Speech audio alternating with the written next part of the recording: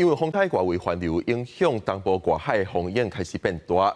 台东来回绿岛甲兰屿的客船暂时已经输运1000外人左右。也若船班为即马到10月初2进前拢停驶。即摆风台影响东部的时间可能会较长，台东农改场也呼吁农民产线就要做好防台准备，也要预防火烧风。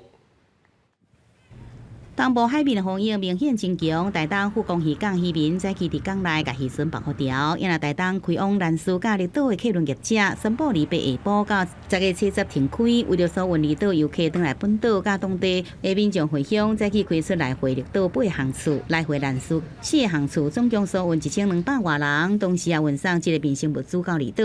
计会受到影响吗？你的旅游计划？不过这也没办法。这一次的台风可能会进来哈，我们才会去留意哈，努力到乡亲哈，做好防台这样。这摆风台可能影响东部地区4天的时间，台东甲花莲影响上大。花莲海岸风力增加，花莲港渔船下晡拢入港来闪风台，看海航船的业者也取消风台期间的游程。从昨天下午就已经停航。那船长的判断是因为外面的风浪很大，如果客人出去，其实也会很不舒服。在农业部分有正式日期的调作，抽水的时间也各有果子树结果的期间，台东农改场特别呼吁农民要注意防范农作物受损。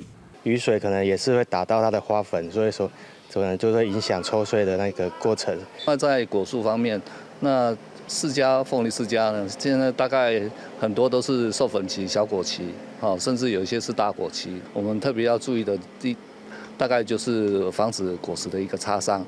花莲县农业处提醒农民，若不幸发生农业的损失，要翕相而且通报给乡公所。也若气象署有估这个风台，礼拜更加挖近花东地区，提醒民众爱尽早来做好防范的准备。记者综合报道。